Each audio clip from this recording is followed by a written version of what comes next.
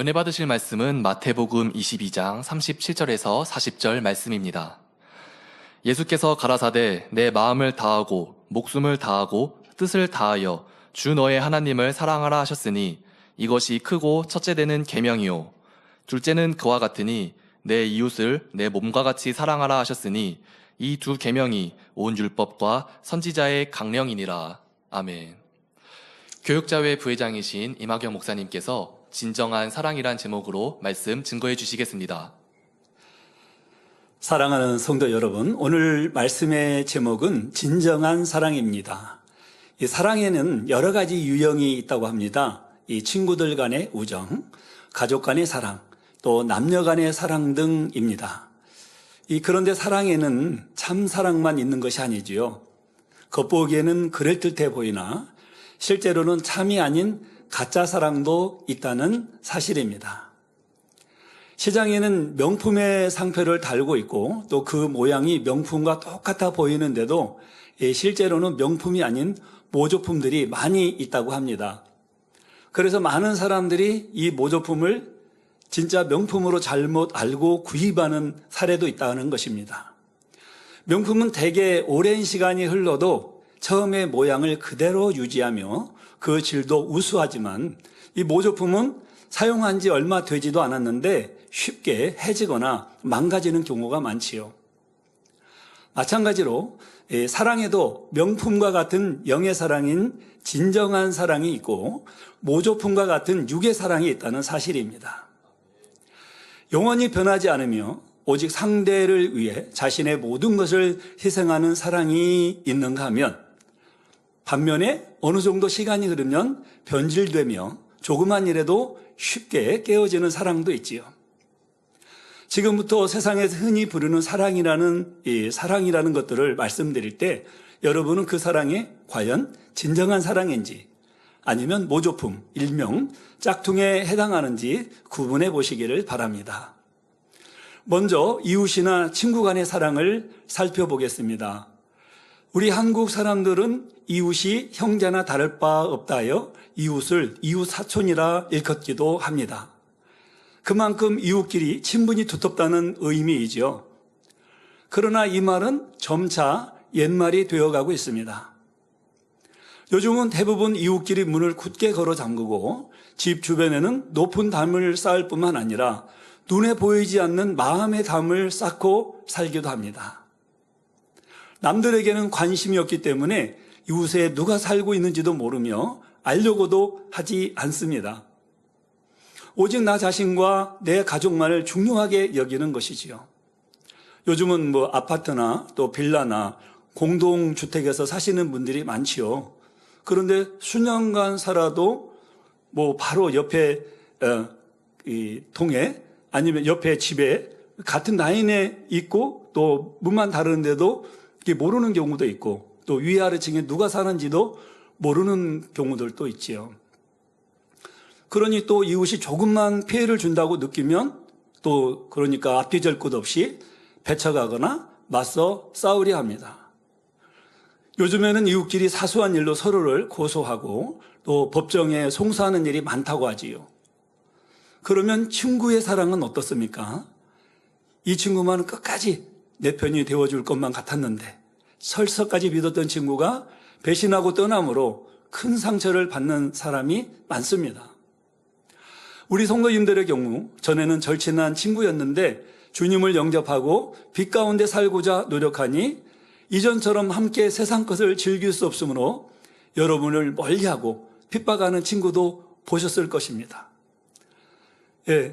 또 특히 만민의 제단은 오직 진리 안에서 살기를 힘쓰지 않습니까? 그래서 세상 것도 취하지 않죠. 술, 담배 하지 않죠. 남자들 같은 경우는 이제 술, 담배를 많이 하죠. 그리고 세상 것을 즐기고 이렇게 했는데 이제 딱 주 안에 들어와서 그런 거 다 끊고 술, 담배 끊으니까 내 친구 참 건강을 위해서 술 잘 끊었어. 담배 잘 끊었어. 세상 거 잘 끊었어. 너무 친구 잘했어. 이렇게 하는 친구 찾아보기 쉽지 않습니다. 자기하고 술 마셔주지 않으니까 또 함께 담배 피지 않고 세상 것 즐기지 않으니까 괜히 이상한 교회에 이렇게 얘기하기도 하고 그런 경우들도 있죠. 그러니까 뭐 또 가족들 경우는 꼭 그 교회만 다녀야 되느냐. 왜? 너무 진리안의 말씀대로 살기를 힘쓰니까 그렇게 또 핍박하는 사람들도 있지요.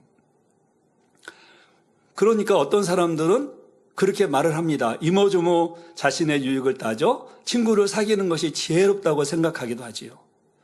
오늘날에는 이와 같이 순수한 사랑으로 이웃이나 친구를 위해 자신의 시간과 정성, 물질을 아낌없이 내어주는 경우가 극히 드물다는 사실입니다.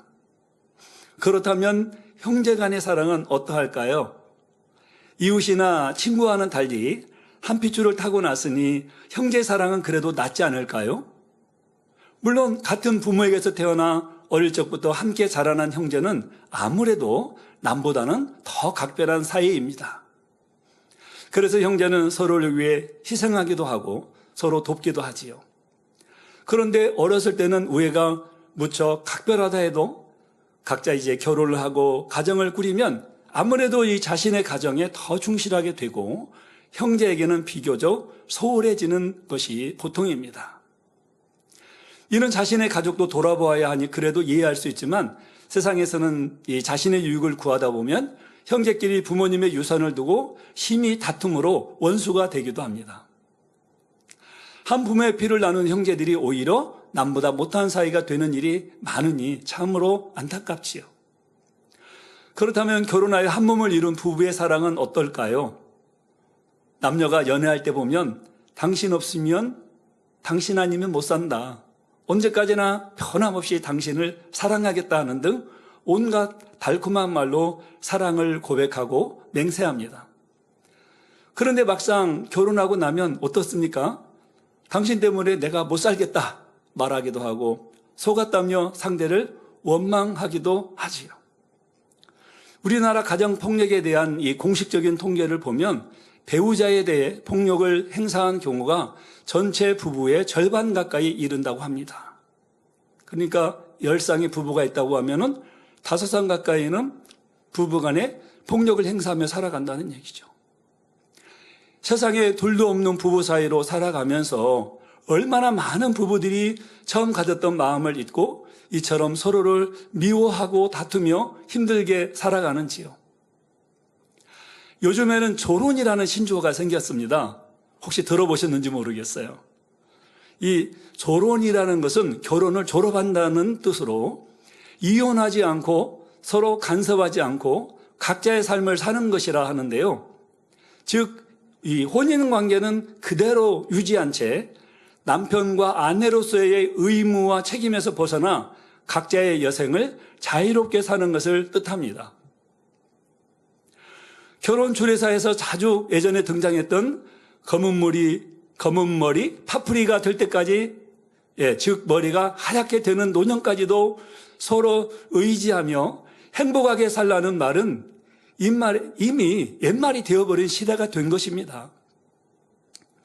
요즘에는 신혼여행에 갔다가 헤어져서 돌아오는 부부들도 비일비재하고 결혼 후 이혼에 이르는 시간도 점점 짧아지고 있다고 합니다. 뜨겁게 서로를 사랑함으로 결혼했지만 함께 살면서 이 서로 안 좋은 모습까지 보게 되고 또 생각이나 취향도 다름으로 사사건건 부딪히면서 사랑이라 생각했던 것이 이제 다 식어지니까 오히려 그런 것들이 단점으로 보이는 것이지요. 이는 결국 그 사랑이 자신의 유익을 구하는 육적인 사랑이었음을 보여주는 것이지요. 그렇다면 그래도 이 세상에서 가장 숭고하다는 부모님들의 사랑은 어떨까요? 자신이 좋은 것을 먹고 입으려 하기보다 자녀에게 먼저 주기 원하는 것이 부모의 마음입니다. 그런데 부모가 이처럼 자기 자신보다 자녀를 먼저 생각한다 하는 마음 한편에는 대개 자신의 유익을 구하는 마음이 있지요. 예를 들어 부모들은 자녀에게 무엇을 강요하면서 다 너 잘 되라고 그러는 거야 하고 말하지만 사실은 이 자신의 만족을 채우거나 자랑하기 위해 자신의 뜻대로 자녀를 이끌려는 경우가 많이 있습니다. 그러니 자녀가 진로나 결혼을 선택함에 있어서 부모의 뜻과 반대되는 것을 선택하기라도 하면 심히 반대하기도 하고 실망스럽다 말하기도 하지요. 그러면서 내가 너를 위해 이만큼 희생했는데 그것을 알아주지 않고 오히려 무시한다는 것입니다. 이것은 결국 자녀를 위한 헌신과 희생이 이 대가를 바라는 조건적인 사랑이었음을 말해주지요. 또한 요즘에는 자녀보다는 자신의 인생을 더 중요하게 생각하므로 자녀를 버린다든지 이혼하는 부모들도 많습니다.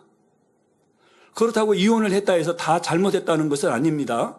정말 어떤 경우는 이혼을 해서라도 이 자신의 영혼과 자녀들을 지키는 경우도 있기 때문이지요. 그러니 오해는 없으시기를 바랍니다. 그런데 혹시 이 말씀을 들으시고 그렇다면 이웃이나 친구, 가족 간의 사랑은 모두 헛되고 무익하니 사랑할 필요가 없다는 것인가 하고 오해할 분이 계신지요? 물론 그런 것은 아니지요. 참으로 하나님을 믿는 하나님의 자녀들은 이웃이나 친구, 가족을 진정으로 사랑합니다. 이 시간에는 우리 원로 목사님의 설교 중 주의종 직원 헌신 예배에서 말씀하신 진정한 사랑을 토대로 말씀드리도록 하겠습니다. 하나님을 첫째로 사랑하고 이웃을 내 몸과 같이 사랑하라는 것, 이것이 곧 진정한 사랑이요, 하나님을 닮은 참 자녀의 마음입니다. 오늘 말씀으로 진정한 사랑을 우리가 얼마나 이루었는지 이 세 가지 분야로 점검해 보겠습니다. 첫째, 아버지 하나님을 제일로 사랑하는지 점검해 보아야 한다 하셨습니다. 요한일서 5장 3절에 하나님을 사랑하는 것은 이것이니 우리가 그의 계명들을 지키는 것이라, 그의 계명들은 무거운 것이 아니로다 했습니다. 이 말씀은 하나님을 진정으로 사랑하는 모든 사람의 고백이 될 수도 있습니다. 예를 들어 세상 의학은 물론 어떤 방법으로도 해결할 수 없는 중한 병을 하나님의 권능으로 치료받았다면 어떤 삶을 살아야 할까요? 결론 부분에 조금 수련회시 치료받은 우리 성도님들의 간증을 좀 말씀드리려고 하는데요. 어느 분은 30년, 어느 분은 40년, 또 어떤 분은 60년 만에 이렇게 또 치료받은 그런 사례를 간증을 이게 듣게 되었습니다. 너무 은혜롭죠. 자, 그렇게 오랜 동안 고통을 받았는데 하나님의 권능으로 주님을 만났다면 그 이후로 관심은 오로지 하나님의 뜻에 있어야 합니다. 왜요? 내가 하나님을 안 만났다면, 이 재난을 안 만났다면, 우리 목사님의 권능, 또 당회장님의 권능을, 하나님께서 물론 역사하신 권능이지만 그 권능을 통해서 내가 치료받지 않았다면, 내가 그 질병 속에서, 여러 어려움 속에서 살아갈 수밖에 없었지 않았겠습니까? 그러니 내가 어떻게 하면 이제 하나님을 기쁘시게 해드릴 수 있을까? 어찌하면 주님의 은혜를 갚을 수 있을까?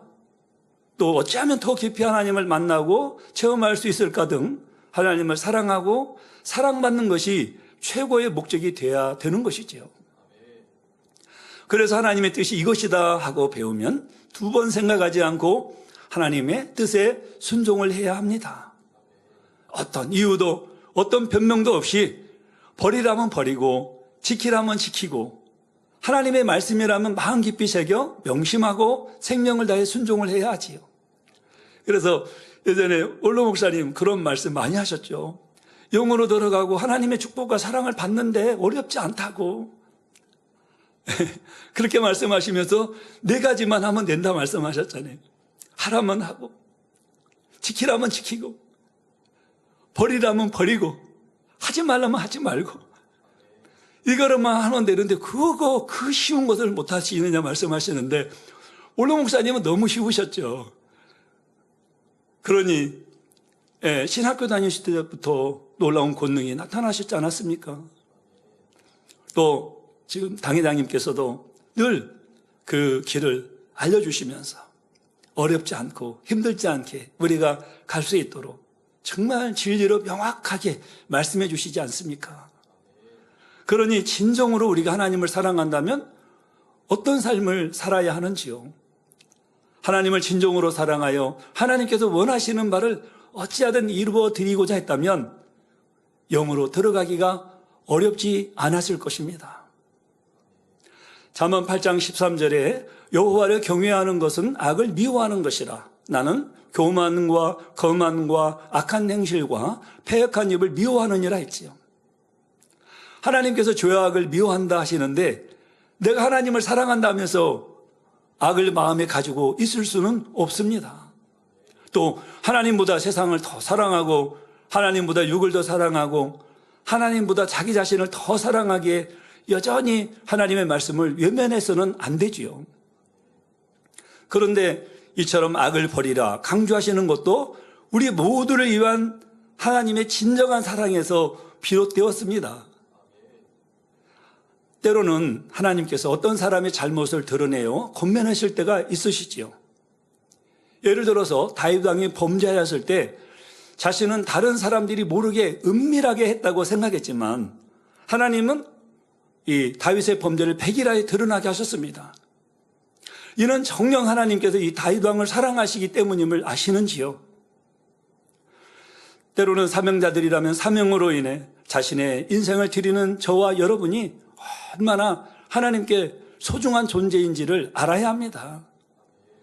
그러니 모든 사명을 귀히 여기며 하나님을 사랑하고 온 생을 다 바쳐 주의 나라를 위해 드린다면 그분은 누구보다 하나님 앞에 또 사람 앞에 존중받고 사랑받기를 원하신다고 하셨습니다. 그러니 그런 사람들은 성도들 앞에서도 존귀하게 보이고 모든 분야에서도 풍성한 축복을 받기 원하시지요. 그러니 사명자분들이 빛의 권세를 어둠을 물리쳐주고 더 나아가 하나님의 권능으로 영혼들의 문제를 해결해 줄 수 있다면 세상에서 가장 복되고 희열이 넘치는 사명 감당이 되는 것입니다. 하나님께 사랑받고 축복을 받으며 보장받고 영광을 누리는 삶, 바로 이런 존귀한 삶을 주고 싶어 하시지요. 하나님의 자녀라면서 가치 없는 육을 쫓아 살며 마지못해 일하는 사꾼처럼 살아가는 모습은 진정한 사랑의 모습이 아닙니다. 영으로 나오기만 하면 권세도 능력도 줄 테니까 제발 영을 낳고 생명을 낳을 수 있는 영광스러운 삶을 살아라. 이런 간절한 마음으로 하나님께서는 우리를 하루하루 기다리시지요. 그러니 이 사랑을 깨닫는다면 내가 육이라서 하나님의 사랑도 받지 못하고 양떼들에게도 민망하다 하고 지쳐 있어서는 안 된다고 하셨습니다. 어쩌면 내가 악을 버리고 신속하게 성결될까 하며 밤낮 공부하고 노력해 간다면 낙담할 시간도 없지요. 내가 십자가에서 너희를 다 대속했으며 참혹한 고통으로 너희 죄를 다 사해 주었으니 사랑하는 자녀들아 너희들은 아프지 마라. 슬프지 마라. 재앙과 시험 환난으로 고통받지 말아라. 왜요? 우리 주님께서 십자가상에서 다 모든 고통과 우리의 저주를 다 담당해 주셨지 않습니까? 이제는 그러니 빛의 자녀들로 범사에 응답받고 축복받아야 합니다. 이것이 바로 주님의 마음이고 아버지 하나님의 마음입니다. 이토록 절절한 아버지 하나님의 사랑, 주님의 진정한 사랑을 더욱 깊이 깨달아 변화와 생명으로 나아가야 하겠습니다. 우리 자신이 진정한 사랑을 얼마나 이루었는지 알 수 있으려면 둘째, 질서를 따라 얼마나 순종했나 점검해 보아야 합니다. 역대하 20장 20절에 너희 하나님 여호와를 신뢰하라. 그리하면 견고히 서리라. 그 선지자를 신뢰하라. 그리하면 형통하리라 말씀한 대로 아버지 하나님을 신뢰하기에 보장받는 주의 종을 또한 신뢰하고 사랑한다 고백하는 분들이 많이 있었습니다. 하나님은 살아서 역사하시고 자녀들의 삶을 지키시며 보호하시고 복된 길로 인도하시죠. 그런데 하나님께서 모든 사람에게 나타나셔서 인도해 가시지는 않습니다. 바로 믿을 만한 하나님의 사람들을 통하여서 하나님의 뜻을 알려주시고 그 하나님의 사람들에게 바로 성도들이 순종하게 하심으로 하나님의 섭리를 이루어가게 하셨죠.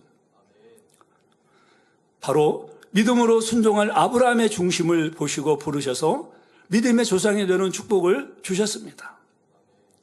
또한 애굽에서 고통 중에 부르짖는 백성들의 아픔을 아시는 하나님께서는 모세를 통해 선민 이스라엘을 출애굽시키셨지요. 그리고 가나안을 정복할 때에도 믿음의 사람 여호수아를 통해 여호와 하나님의 섭리를 이루셨습니다. 또한 사사시대는 사사들을 통해 하나님의 역사를 이루셨지요. 신약 시대에는 또 주의 제자들, 즉 사도 바울이나 사도 베드로를 통해서 하나님의 역사를 이루셨습니다. 그런데 제자들을 통해서 역사에 가실 때도 스승인 예수님을 얼마나 진정으로 사랑하고 신뢰했느냐에 따라서 따르는 역사와 열매는 달랐지요. 즉 수제자 베드로가 이루어드린 열매가 다르고 사도 도마가 내어드린 열매는 달랐다는 것입니다. 우리는 만민 안에서의 성결의 복음으로 우리 원로 목사님의 그 가르침을 통하여서 영적인 그런 신앙생활을 해왔습니다. 그런데 얼마만큼 그 말씀을 의지하고 신뢰하고 주셨던 그 말씀, 하나님께 보장하시는 그 말씀들을 얼마만큼 순종하고 마음에 새겼느냐에 따라서 하나님의 역사는 다르다는 것입니다. 바로 지금의 시대에도 합당한 하나님의 사람들, 즉 주의 종들을 통해 그 말씀에 순종하는 이들을 통해 이루어 가시지요. 현재 당회자님께서 하나님의 정확한 섭리와 인도하심 속에 하나님의 섭리들을 이루어가고 계십니다. 이 일에 누가 갈렙과 같은 영적 장수가 되어 만민을 향한 하나님의 섭리를 이루어 드려야 할까요? 바로 저와 성도 여러분들이 당회장님과 하나 되어 이루어야 합니다. 이렇게 하나 되어 나아갈 때도 얼마나 하나님을 사랑하느냐에 따라서 또 우리의 인도자이신 당회장님을 얼마나 신뢰하느냐에 따라 그 열매는 달라진다는 것입니다. 그러니 진정한 사랑을 한다면 내 뜻, 내 마음을 먼저 내세우는 것이 아니라 어찌하면 더 힘이 되어드릴까, 어찌하면 열매를 더 내어드릴까를 생각한다는 것입니다. 그러니 이런 분들이라면 당연히 질서를 좇아 순종하는 것이고 또 윗분의 마음에 맞게 순종해 가지요. 이렇게 순종한 분들은 순종의 행함만으로도 복받을 것입니다. 건강이나 물질 등 기대하지 않았던 문제가 해결되거나 축복을 받아 간증하는 분들이 많이 있지요. 요즘은 그 간증을 듣느라 너무 행복합니다. 특히 수련회 이후로 얼마나 많은 간증들이 막 곳곳에서 들리는지 몰라요.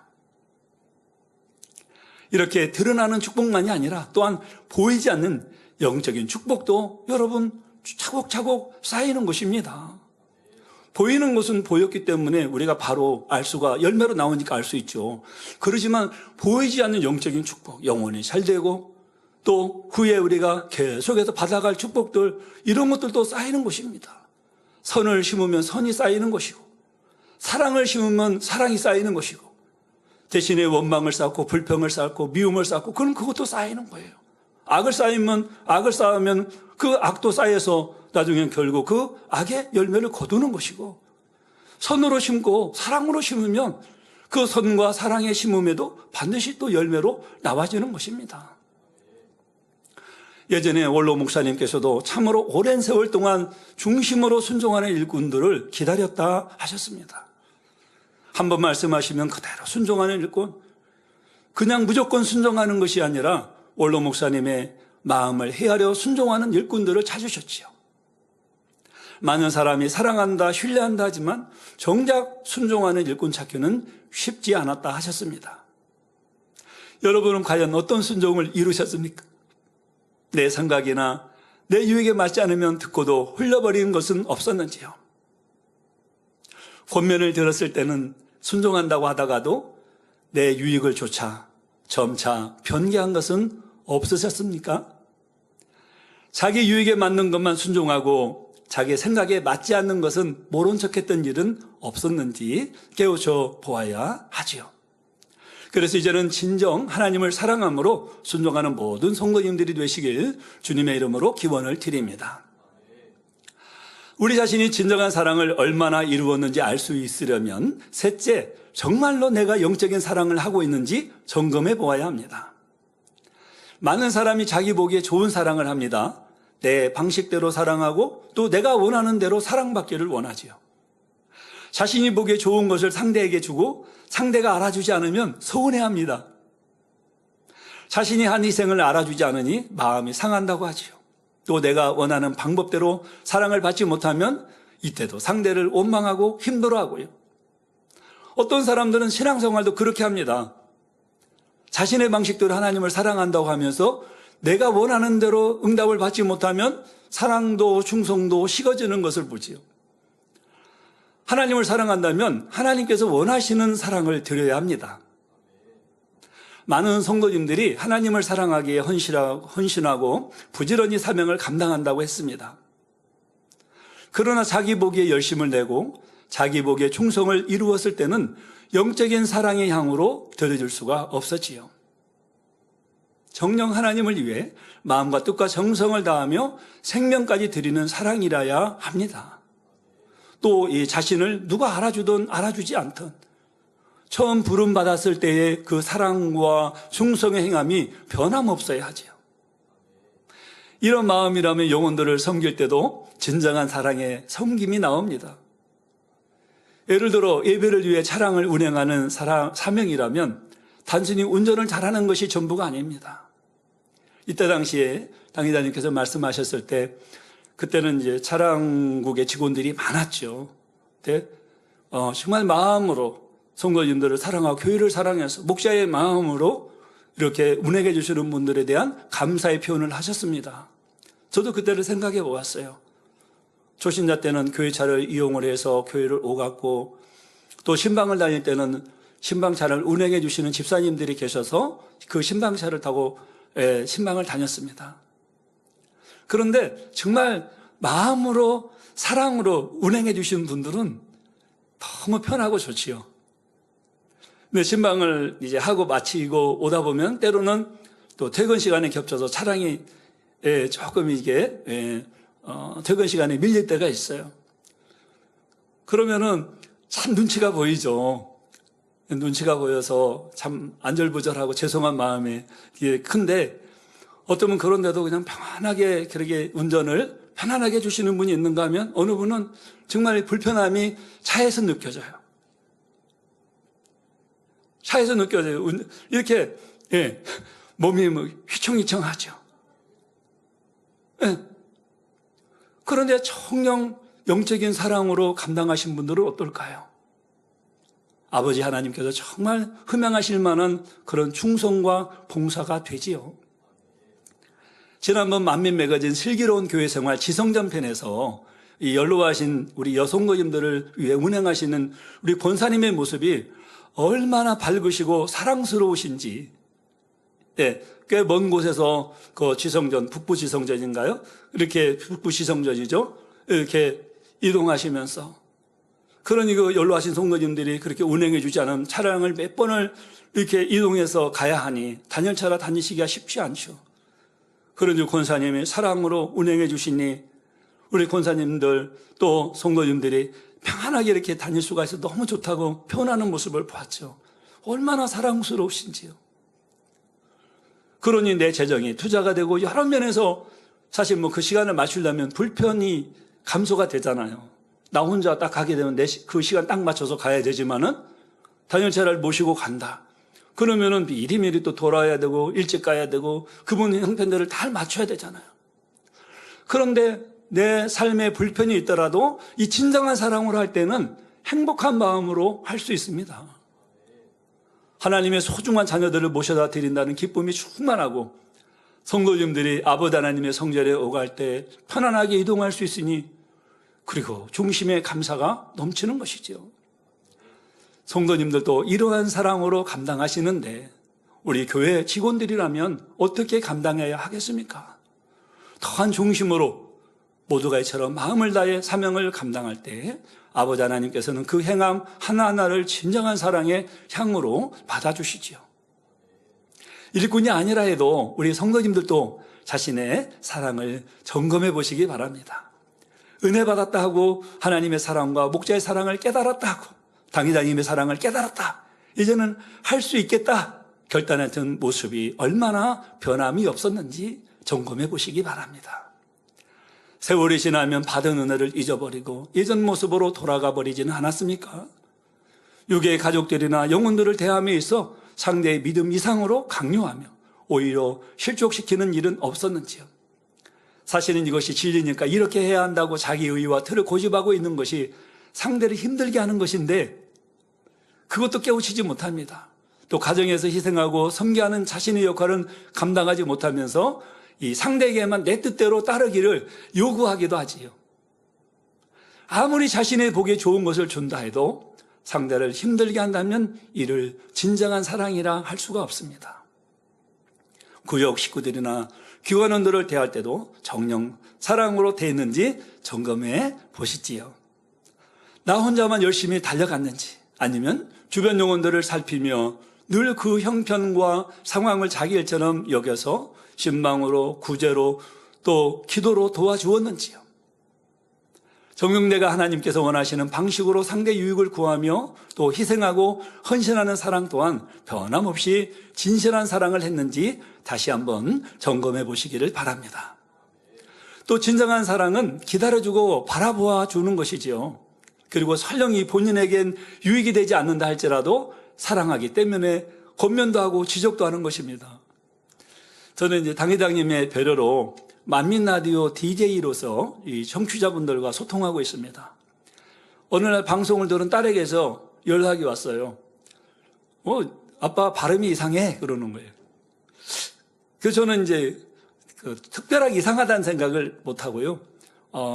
이상한 발음을 찾기 위해 이제 방송을 다시 들어보았지요. 그런데 그냥 들으면 특별히 이상하다는 생각을 못 했는데 어느 한 부분이 귀에 들어오더라고요. 그러니까 자세히 들어보니까 알 수 있는 것이었습니다. 그래서 저는 이상한 발음의 근원을 찾아보니 예전하고 제가 조금 이게 달라진 상황들이 있더라고요. 그래서 그 원인이 나왔고 해결책도 찾았습니다. 자, 원인을 찾으니까 해결책도 나왔다는 것입니다. 얼마 전 제가 보는 신문에서 문제를 모르는 게 문제다라는 글을 보면서 문제를 모르는 것이 문제이지 그 원인, 문제를 알았다면 그 해결책도 있다는 말에 공감이 되었습니다. 딸이 나를 미워해서 싫어해서 지적한 것이 아니라 사랑하기 때문에 더 잘하라고 알려준 것이지요. 그렇다고 우리 아빠가 이렇게 못한다고 누구에게 소문을 내겠습니까? 우리 아빠는 이렇게 부족해 이런 사람이야 하고 비판을 하겠습니까? 이렇게 진정한 사랑을 느끼고 노력하면 결국 더 멋진 열매로 나오게 되는 것이지요. 그런데 이제 어떤 사람들은 사랑한다고 하면서 계속 마음만 아프게 하는 사람도 있습니다. 상대의 허물을 전하기도 하고 불편한 마음을 토로하기도 하지요. 요즘 감정 쓰레기라는 말을 여러분들 들어보셨습니까? 감정 쓰레기. 이 말은 의학적인 용어가 아닌 대중들 사이에서 쓰고 있는 신조어 같은 개념인데요. 이 누군가 자신의 부정적인 감정이나 스트레스를 다른 사람에게 쏟아내는 행위를 말하는데요. 이런 행위는 간혹 상대방에게 위로나 공감을 받고자 하는 목적이 있기도 하지요. 그래서 하소연한다고 하죠. 즉, 이 속상한 마음을 털어놓을 때 그 좋지 않은 감정을 감정 쓰레기라고 하며 그것을 들어주는 사람을 쓰레기를 담는 감정 쓰레기통이라고 부른다고 한답니다. 그러니까 불편하고 힘든 감정을 상대에게 쏟아 놓으면 나는 쓰레기를 저 사람에게 계속해서 쓰레기통에다 버리는 것 같은 그 일을 하고 있는 거예요. 그러니까 상대는 자기의 의지와 상관없이 이 타인의 안 좋은 감정들을 계속 담게 된다는 것이죠. 예를 들어 직장을 다니는 남편이 업무로 인해 상사에게 심한 상처를 받았다고 합시다.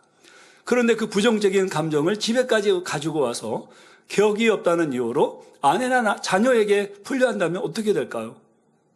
그 일을 모르는 아내나 자녀들까지 그 안 좋은 감정을 고스란히 담게 되죠. 흔히 쓰레기는 필요 없기 때문에 버리는 것이 아닙니까?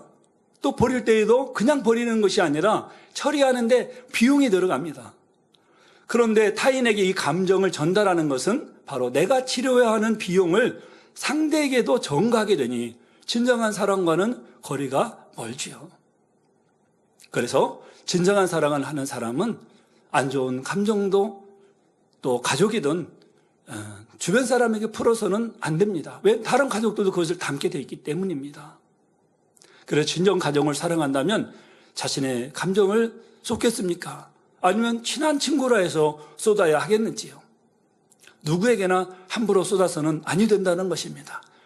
우리의 쏟아야 할 대상은 오직 그 마음을 아버지 하나님께 눈물로 아래서 그 감정, 안 좋은 감정을 사랑의 감정으로, 그리고 그를 위한 긍휼의 감정으로 바꿔서 오히려 우리는 그러한 그 감정이 오히려 더 선한 그런 마음의 향을 이루어갈 수 있는 그런 사랑이 되어져야 됩니다.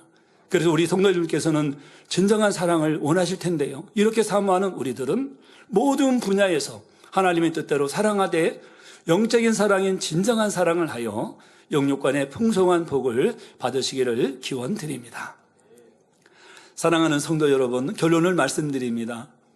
2024 만민 학예 수련회 기사와 권능으로 놀랍게 역사진 하나님의 은혜로 수많은 성도님들이 큰 감동과 각종 문제 해결의 축복을 받았지요. 여러분들, 그때도 우리에게 수련회 했던 주가 약 2주 전, 2주가 넘었습니다만은 2주 전이었죠. 그때 전국이 폭염주의보로 뭐 전국이 불다시피 했어요. 그런데 저희가 있었던 공간은 어땠습니까? 얼마나 시원했어요. 오늘 또 소라기가 저희가 이 교회가 있는 이곳은 오후 한 5시경에 굉장히 소나기가 많이 왔습니다. 그런데 그 소나기가 왔다고 해서 아주 시원해졌습니까? 아니에요. 조금 더 있으면 더 습해지고 그러죠. 특히 그 주간은 가장 덥다 할 수 있는 그런 주간이고. 그런데 저희가 있었던 특히 화는 어땠습니까? 얼마나 하나님께서 그냥 짙은 구름으로 그것을 계산을 못하겠죠, 아마. 그러니까 저희가 있었던 그 해발 얼마나 됐을까요? 한 500m 됐을까요? 근데 그 정도 공간까지 아주 짙게 구름으로 덮어주시고 또 시원하게 드라이 아이스 같이 지나가면 살짝 바람을 불어주시면서 옷이 젖지 않을 정도로 드라이 아이스처럼 살짝 이렇게 뿌려주고 그렇게 하니 아무리 이동을 하고 이렇게 해도 전혀 땀이 나지 않고 그래서 우리 사회 보신 우리 성경 전사님은 선크림도 안 바르고 다녔다. 전혀 덥지 않았다. 그렇게 표현하는 모습을 지난번에 만민 라디오에서 들어보았는데요. 정말 그랬습니다. 얼마나 행복했습니까? 그리고 얼마나 많은 축복과 치료의 간적이 있었습니까? 그 중에서 우리 12교구에서 있었던 간증 몇 가지만 소개해드리겠습니다. 교구 19중 이웃나라에 있는 조집사님이 있는데요. 이 조집사님 남편은 이웃나라에 살고 있습니다. 77세인데 이 남편은 20년 전부터 이 파킨슨병으로 손발 떨림이 심해서 식사도 혼자 못하고 화장실도 못 갔다고 합니다. 거기에 대해 올해 7월 13일에는 이 뇌졸중으로 쓰러져서 현지 병원에 입원 중이었어요. 근데 폐에 열이 심한 상태에 열이 내리지 않고 이 폐에 열이 심한 폐혈증이나 굉장히 이렇게 위험하죠.